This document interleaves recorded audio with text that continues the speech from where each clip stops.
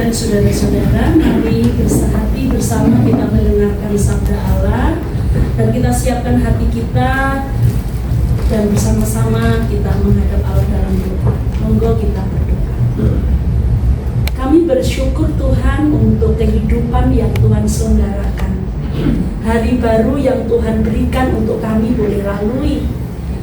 Engkau bangunkan kami dari istirahat malam dan Engkau gemakan panggilan ibadah dalam hati kami, sehingga kami boleh bersehati bersama dalam ibadah ini. Tuhan membawa syukur dan pujian kami kepada Allah.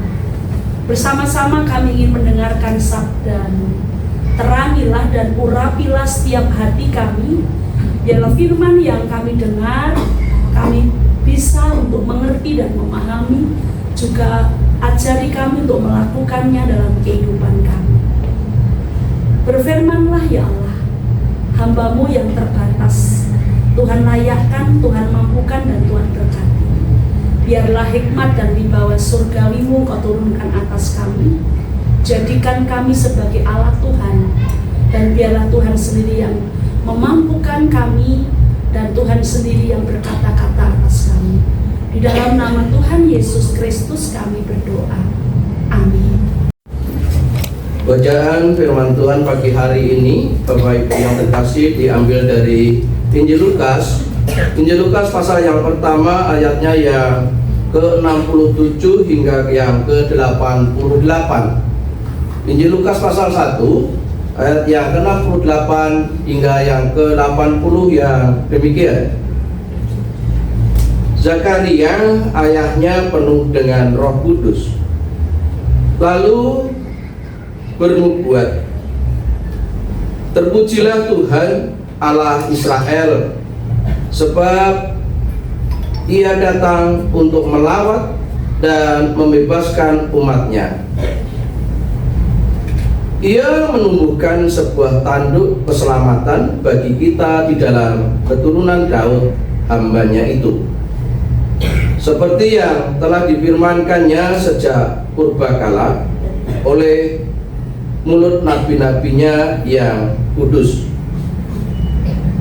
untuk menyelamatkan kita dari musuh-musuh kita dan dari tangan semua orang yang membenci kita, untuk menunjukkan rahmat-Nya kepada nenek moyang kita dan mengingat perjanjiannya yang kudus, yaitu sumpah yang diucapkannya kepada Abraham bapa leluhur kita, bahwa Ia mengaruniai kita supaya kita terlepas dari tangan musuh, dapat beribadah kepadanya tanpa takut dalam kekudusan dan kebenaran di hadapannya seumur hidup kita. Dan engkau, hai anakku, akan disebut Nabi Allah yang Maha Tinggi, karena engkau akan berjalan mendahului Tuhan untuk mempersiapkan jalan-jalannya, untuk memberikan kepada umatnya pengertian keselamatan berupa pengampunan dosa-dosa mereka oleh rahmat dan belas kasihan Allah kita. Surya pagi dari tempat yang tinggi akan melawat kita, untuk menyinari mereka yang tinggal dalam kegelapan dan dalam naungan maut, untuk mengarahkan kaki kita ke jalan damai sejahtera. Anak itu pun bertumbuh besar dan makin kuat rohnya. Ia tinggal di padang gurun sampai hari ketika ia harus menampakkan diri kepada Israel. Demikianlah firman Tuhan. Yang berbahagia adalah setiap kita yang mendengarkan firman Allah dan juga memeliharanya. Maranatha.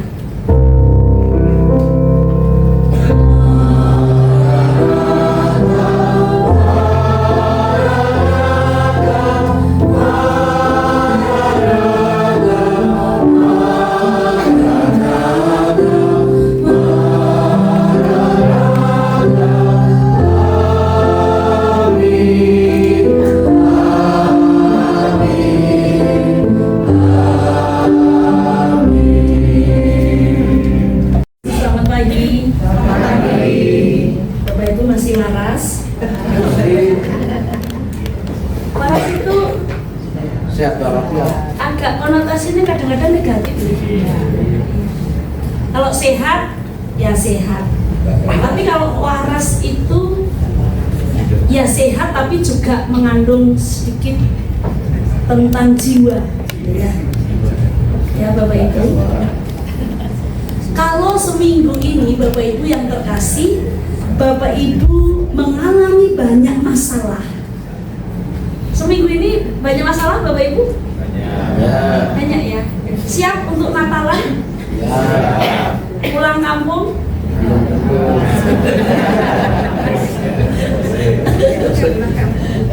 Tenang Bapak Ibu yang terkasih. Jadi kalau kita banyak masalah itu tenang aja. Karena Bapak Ibu Saudara nggak sendirian menghadapi masalah. Bukankah sama dengan listrik PLN ya Bapak Ibu? Seringkali juga suka padam tanpa alasan. Ya semangat kita pun sama. Kadang-kadang menyala dengan terang, tapi juga kadang-kadang redup. Bapak Ibu sudah siap semua. Natal itu yang disiapin apa tahu Bapak Ibu yang terkasih? Hati, gini ya, hati atau gini? Saya kalau hati gini gitu. Tapi kalau gini-gini beda lagi. Ya, Bapak Ibu. Rasa-rasanya dua-duanya perlu kita persiapkan, ya. Bapak Ibu dan saudara-saudara yang terkasih, hari ini kita diingatkan lewat kisah Zakaria. Bapak Ibu tahu Zakaria siapa? Ayahnya siapa Bapak Ibu? Yohanes siapa? Pinter. Alkitabnya, pemahaman Alkitabnya oke nih, pengetahuan. Kalau kita belajar dari Zakaria Bapak Ibu, kisah Zakaria tidak hanya bertitik pada nyanyian pujian Zakaria begitu. Kalau kita melihat kisah Zakaria, maka kita akan lihat bagaimana asa, harapan itu bisa tetap hidup meskipun juga bisa apa? Padam. Saya tadi bilang seperti listrik PLN ya, kadang hidup, kadang padam. Lah ini merawat asa akan masa depan. Akhir-akhir ini banjir terjadi di mana-mana. Terakhir yang dalamnya Tegal, Sinten, ya rumahnya Tegal, Guci lagi, habis-habisan juga ini hari ini, ya. Jadi di titik berapa gitu udah mulai habis semua. Nah, saudara-saudara yang terkasih, ini bicara soal merawat, ya. Jadi kita itu sering berpikir bahwa apa yang dimiliki kita itu untuk hari ini saja, nggak mencoba untuk merawat dengan baik. Jadi kalau di rumahnya nggak ada tanaman, ya Bapak Ibu dan Saudara, ada di rumah Bapak Ibu sama sekali nggak ada tanamannya, satu aja pot kecil aja nggak ada. Ada yang di antara kita? Nah, kalau punya tanaman, saya akan menjelaskan soal Bapak Ibu merawat. Tapi yang dirawat saat ini tidak hanya tanaman, tapi bicara soal asa akan masa depan, harus dirawat. Nah, kalau belajar dari Zakaria Bapak Ibu yang terkasih, bahwa saya melihat yang pertama adalah ketika harapan itu terasa mati, di mana Zakaria bungkam. Dalam ayat yang ke-20, kalau kita mau melihat flashback ke belakang Bapak Ibu yang terkasih, ayat 20, sesungguhnya engkau akan menjadi bisu dan tidak dapat berkata-kata sampai hari ketika semuanya ini terjadi, karena engkau tidak percaya kepada perkataanku dan akan dipenuhi pada waktunya. Jadi Zakaria sempat dibungkam oleh Tuhan karena Bapak Ibu tidak percaya. Ya, tidak percaya pada kabar baik tentang kelahiran anaknya. Kira-kira kenapa Bapak Ibu dan Saudara? Pun tuwek, sudah tua, usia sudah tua itu hamil itu satu beresiko, ya toh Bapak Ibu. Yang kedua beresiko dalam kesehatan istrinya. Yang kedua nopo? Ucul. Yang ketiga, yang paling berat adalah sanksi sosial Bapak Ibu yang terkasih, malu. Usia 90 punya anak itu kan isin gitu ya Bapak Ibu yang terkasih, nanti tonggo-tonggo ngomong apa gitu kan. Nah Bapak Ibu dan Saudara, bayangkan ketika Sakaria sudah tua, istrinya juga sudah tua, lalu dapat kabar kamu akan punya anak. Respon Sakaria kira-kira kalau dalam bahasa kita apa Bapak Ibu yang terkasih? Kaget kan? Hah? Masa sih? Gitu ya. Dan kasih Tuhan itu luar biasa loh Bapak Ibu. Tuhan ngasih waktu Sakaria itu 9 bulan nggak bisa ngomong. Ya. Sehingga kalau belajar dari Sakaria ini, seringkali Tuhan itu juga izinkan kita diam. Bukan karena Tuhan jahat, bukan Bapak Ibu, tapi supaya kita belajar percaya sebelum berbicara atau sebelum kita bicara terlalu cepat, tapi belajar percaya dengan cara diam. 9 bulan nggak bisa ngomong, rasanya gimana Bapak Ibu dan Saudara? Ketika Zakaria merespon tentang apa yang akan dilakukan Tuhan dalam hidupnya. Nah, hal yang menarik yang bisa kita ambil dalam konteks sekarang Bapak Ibu yang terkasih, kadang-kadang Tuhan itu juga mengizinkan kita panik. Lihat ATM mau Natalan kok nggak ada gitu ya, kok ini nggak nambah, ternyata belum gajian Bapak Ibu yang terkasih. Wah ini gajiannya parah nih, gajiannya diajukan bukan di Desember ya? Bukan nggih?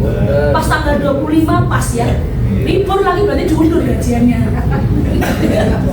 Nah saudara-saudara, kita sering panik ketika kita hadapi sesuatu. Sebelum kita berdiam dulu, apa yang bisa kita renungkan, udah panik duluan yang lebih besar. Atau ketika kita sudah seujon dulu sama Tuhan, karena doa kita nggak dijawab sama Tuhan.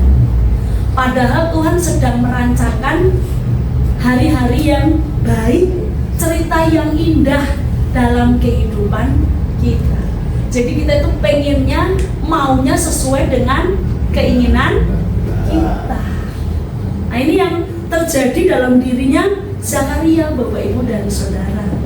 Sehingga saat asa itu dinyalakan oleh Allah, Zakaria bernubuat. Bagaimana dia bernubuat? Nyanyian pujian Zakaria. Setelah Yohanes lahir, Zakaria taat menemaninya sesuai perintah malaikat. Mulutnya terbuka, bukan untuk komplain, Tuhan kenapa anak saya lahir di usia saya sudah tua, enggak, tetapi untuk memuji dan bernubuat. Zakaria menyanyikan pujian tentang Allah yang datang untuk menyelamatkan. Jadi saat anaknya lahir, Zakaria membuka mulutnya untuk memuji dan bernubuat. Saudara-saudara yang terkasih dalam Tuhan Yesus Kristus, Zakaria menyanyikan pujian tentang Allah yang datang untuk menyelamatkan, memberikan cahaya bagi mereka yang duduk dalam kegelapan, saudara-saudara.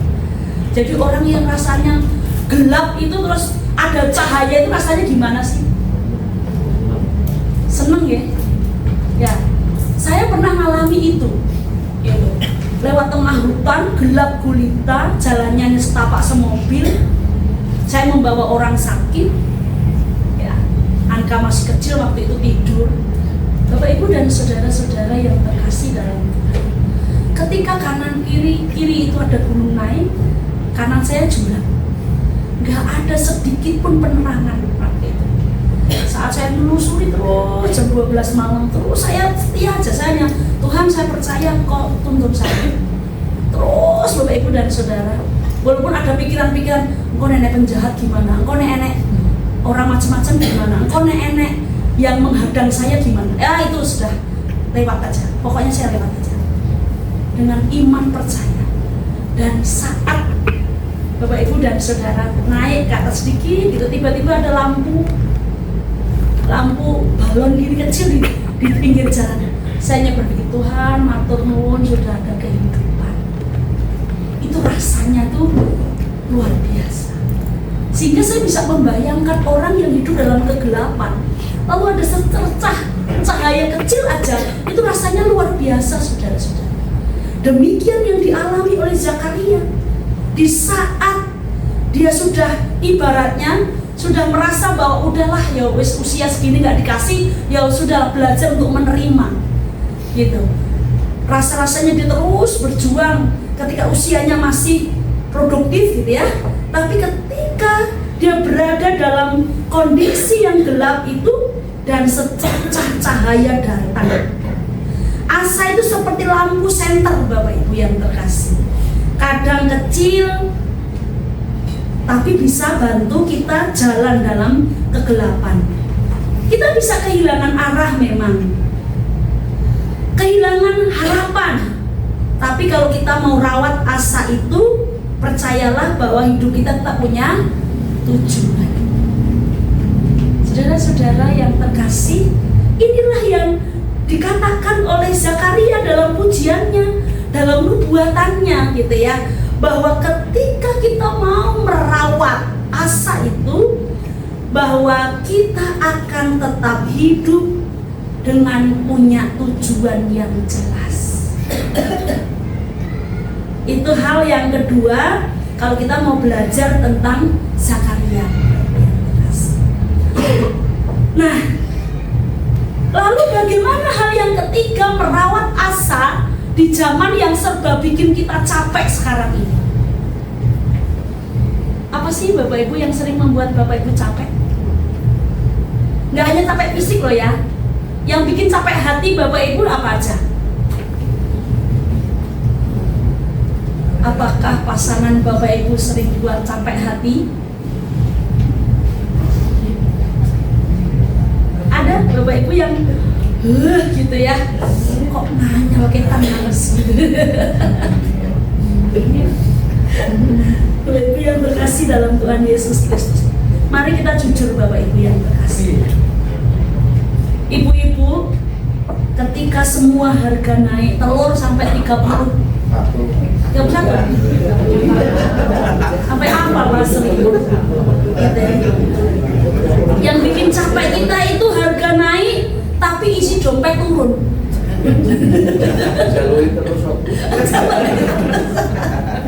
Sama dengan gereja kita Bapak Ibu yang terkasih, kesadaran jemaat untuk ibadah itu naik tapi persembahan turun. Nah ini kan bikin capek, aneh gitu ya. Wong kesadaran ibadah naik kok persembahan turun kenyataannya. Gitu. Sama kan yang dihadapi oleh ibu-ibu Bapak Ibu semuanya gitu kan. Harga-harga semua melambung tinggi, masalahnya dompetnya nggak naik nih. Cenderung lebih turun lagi. Ketika bensin habis, energi habis, tabungan juga ikut habis. Bikin capek ya Bapak Ibu? Itu. Ketika anak-anak kita gitu ya, semuanya itu kadang-kadang bikin gregetan kita. Jadi anak-anak itu kalau udah masuk kamar itu rasanya surganya dia di situ. Ya. Jadi nggak mau keluar paling makan. Gitu. Tadi pagi kami bercakap sama Angka di jalan. Dek, kamu jujur deh sama dirimu sendiri. Banyakan belajar atau banyakan game? Game. Jawabannya banyakan belajar. Karena apa dia bilang? Loh Bu, 8 jam aku sekolah itu belajar. Jadi pulang nggak perlu belajar lagi gitu ya. Luar biasa Bu ya. Semoga Bapak Ibu tak ngalami ya seperti saya yang mungkin juga capek gitu. Rumah berantakan gitu. Ya anak-anak itu nyantai saja. seolah-olah nggak terjadi apa-apa, gitu ya. Wah, itu kan bikin capek juga. Sama kan, rumahnya juga belum, masih berantakan, suami pulang begitu, HP aja yang dipegang. Itu bikin capek loh, Pak. Itu kan? Kandan.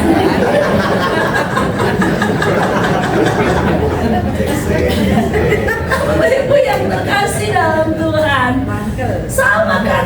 Jadi bagaimana merawat asa dalam kehidupan yang serba bikin capek kita saat ini? Saudara-saudara, satu hal yang perlu kita pegang adalah jangan biarkan dunia mencuri pengharapan kita. Secapek apapun jangan katakan, Tuhan aku nyerah deh, Tuhan aku gak mau lagi. Coba kalau misalnya yang bikin capek pasangan kita bilang, Tuhan aku nyerah deh, terserah monggo pasanganku. Kan ya gak begitu kan Bapak Ibu yang terkasih. Jadi jangan biarkan dunia ini mencuri pengharapan kita. Apapun yang bikin kita capek, hati kita, pikiran kita, tenaga kita, jangan biarkan itu mencuri harapan kita di dalam Tuhan. Ini jadi catatan kita sebelum panjenengan sami pulang kampung ya, Bapak Ibu yang terkasih. Jadi harapan itu bukan soal keadaan sebenarnya. Ya, saya tuliskan, harapan bukan soal keadaan, tapi soal siapa yang kita pegang. Bapak Ibu Saudara bolehlah merasa aku lelah dalam sakitku. Yang sakit lama menahun, lelah rasanya, capek saya. Bukan masalah sakitnya, tapi siapa yang jadi pegangan hidup kita. Ini jadi masalah. Kalau kita nggak mengalami masalah apa-apa, tapi ketika pegangan hidup kita itu beda, bukan Tuhan, cepet capek Bapak Ibu yang terkasih. Kalau misalnya pegangan hidup kita adalah uang, Bapak Ibu yang terkasih. Kalau Bapak Ibu dan Saudara nggak punya uang, capek nggak? Capek. Stres. Oh, stres gitu ya. Capek itu dalam kondisi stres gitu. Saudara, siapa yang kita pegang? Apa yang kita pegang dalam kehidupan kita? Kalau yang kita pegang adalah Allah, Tuhan, Sang Asa yang bisa menerangi hidup kita dalam kegelapan, maka segelap apapun hidup kita, kita tidak akan merasa capek. Sehingga saya katakan bahwa harapan bukan soal keadaan. Kalau hanya soal keadaan, semua bikin kita capek. Semua bikin kita menyerah, rasanya enggak Tuhan, lelah aku Tuhan. Sebagai istri aku lelah, sebagai suami aku juga lelah. Mosok suami tugasnya berkulit duit terus gitu kan. Istrinya yang ngabisin gitu kan. Seringkali kan gitu mengalami, bapak-bapak mengalami gitu. Suami istri-istri juga mengalami, Tuhan mosok gaya tuh orang dapur terus gitu, ngurusi anak, ngurusin istri, suami begitu. Capek Tuhan. Jikalau dunia kita buat capek, keadaan kita buat capek, maka pengharapan itu bukan soal keadaan yang Bapak Ibu sedang alami, tapi bicara soal siapa yang jadi pegangan dalam hidup. Kalau pegangannya suaminya dipanggil Tuhan, habis Bapak Ibu dan Saudara. Tapi ketika pegangan kita adalah Tuhan, apapun yang menimpa hidup kita, percaya kita akan kuat. Itu hal yang penting untuk kita bisa maknai dalam kehidupan kita. Saudara-saudara yang terkasih, kita itu tidak tahu masa depan, tapi kita tahu siapa yang pegang masa depan kita. Nggak tahu Bapak Ibu, 5 menit yang akan datang kita nggak tahu. Yang pasti harapan kita bahwa kesana kita baik-baik saja. Jadi saudara-saudara yang terkasih dalam Tuhan Yesus Kristus, coba dalam kehidupan kita, ibu-ibu nih, ibu-ibu berapa lama sih sehari ibu-ibu scroll HP ibu-ibu? Berapa lama? Jadi kalau scroll HP, lihat status teman kita, lihat Facebook teman kita, lihat Instagram teman kita gitu ya. Isinya apa? Isinya itu pamer rumah baru, jalan-jalan ke luar negeri, anak lulus dari universitas yang sangat hebat. Kita bisa bilangnya wow, gitu ya, sambil nelus dada. Kok aku nggak gitu? Gitu kan, sehingga seringkali kita kalau lihat kita kadang-kadang saya itu aneh ya diri kita, saya termasuk di dalamnya. Lihat orang seneng kita susah, lihat orang susah kita seneng. Itu kan Bapak Ibu yang lah iya toh. Kalau misalnya lihat tuh teman kita lihatin rumahnya bagus-bagus gitu ya, kita sedih banget toh. Wah, aku kan di rumah kayak sih gitu. Ya jadi kalau kita lihat teman kita seneng, kita susah. Lihat orang lain susah, kita seneng. Itu yang sering kita alami. Makanya saya bilang kita itu aneh. Kenapa saya katakan kita? Karena saya masuk di dalamnya. Ya kan, jujur lah. Maksudnya Bapak Ibu aja. Saya juga masih manusia. Tapi ingat bahwa Tuhan itu tidak bekerja berdasarkan algoritma medsos. Enggak. Dia tahu waktu dan jalan yang terbaik untuk setiap kita, Bapak Ibu. Setiap pribadi Allah kenal. Bahkan niatan kita aja Tuhan tahu kok. Niatan jenengan sami pulang kampung itu Tuhan tahu. Yaitu kalau niatannya mau mengunjungi sederek, mengunjungi orang tua, mau berbagi Natal di sana, Tuhan tahu, saudara-saudara. Hal yang lanjut, contoh yang berikutnya, saudara-saudara. Mau mulai usaha, tapi takut gagal. Ada? Ada ya? Zakaria juga takut dan ragu, tapi Tuhan tetap setia. Ketika kamu akan punya anak, jawaban Zakaria, mosok si Tuhan aku gak percaya gitu. Dia mulai mempertanyakan, dia mulai ragu, tapi Tuhan tetap setia. Kalau Tuhan bilang bisa, siapa yang bisa bilang tidak? Tidak ada. Saudara-saudara, mari saya mau katakan bahwa asa adalah nafas orang percaya. Asa itu adalah nafas orang percaya. Caranya gimana?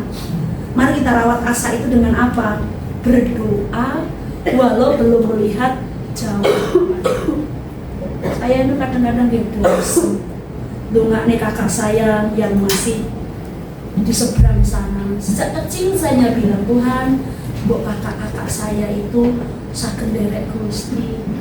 Setiap doa makan, doa tidur, doa pagi, doa apa saja saya bawa itu. Lalu tambahan doa saya akhir-akhir ini adalah semua satu persatu jemaat yang Mbak aku didongake ya, itu pokoknya kadang-kadang lupa saya lihat catatan lagi. Sehingga kalau Bapak Ibu yang terkasih, doa yang jenengan sami ini biasanya yang sudah jadi oma opa, yang jadi mbah kakung, mbah putri, itu doa semakin lama. Ya, jadi berdoa walaupun belum melihat jawabannya. Jadi doanya nambah terus, jawabannya Tuhan nanti dulu. Sebentar, nunggu tepat waktu itu. Yang kedua, saudara-saudara, gimana cara merawat asa sebagai nafas hidup orang percaya? Bersyukur walau yang datang belum sesuai harapan. Terus bersyukur. Orang bersyukur itu awet muda, Bapak Ibu. Ya walaupun namun 3 hari. Kalau sehari lumayan tau Bapak Ibu, kalau sehari bersyukur tambah 3 hari kan berarti panjenengan sami bisa awet mudanya semakin banyak. Gitu kan ya, bersyukur walau yang datang itu belum sesuai dengan harapan. Tuhan, buat saya diparingi sembuh, nyurah sembuh-sembuh. Tetap bersyukur. Tuhan, buat saya itu diberi kelimpahan atau kecukupan toh Tuhan. Ketika kita masih merasa bahwa kurang, ya tetap aja bersyukur. Tapi percaya Bapak Ibu, orang yang penuh dengan syukur tuh nggak pernah merasa kurang. Karena seberapapun disyukuri. Makan sama sama sambal sama tempe itu nikmat ya. Itu surganya. Kalau saya surga itu makan sama tempe masih anget itu dipecek sama sambal itu surganya. Nganggu tangan gitu. Pakai tangan sambalnya pedes meneh gitu. Disyukuri. Mungkin orang melihat kita opo mangan kok ngono kok bersyukur, berdoa kok mangane mung tempe gitu ya. Tapi ketika kita bersyukur itu nikmat Bapak Ibu yang terkasih. Itu hal yang kedua yang bisa kita terus lakukan, yaitu berdoa, bersyukur, berbuat baik meski dunia makin egois. Ya.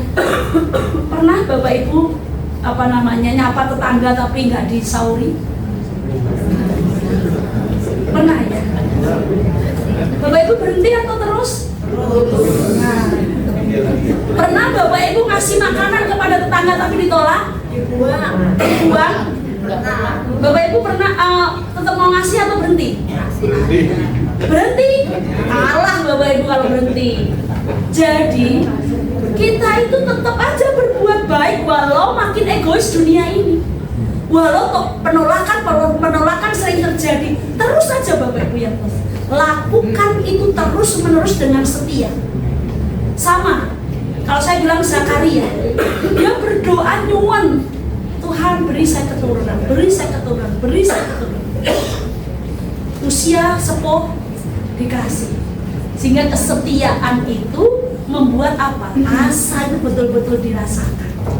Sehingga Bapak Ibu, kalau asa adalah nafas hidup, kita bisa merawat dalam doa, bisa merawat dengan syukur, dan kita bisa terus lakukan perbuatan yang baik. Karena setiap harapan yang dipegang dengan iman akan berbuah pada waktu.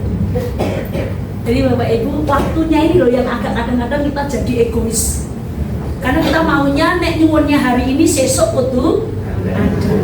Kayak anak-anak sekarang kalau minta ya sama orang tuanya, Bu, besok prakarya harus beli ini. Malam sudah jam 11 Bapak Ibu. Hebat kan? Besok harus ada. Itu kayak kita itu kayak gitu Bapak Ibu. Pokoknya minta hari ini, besok harus ada.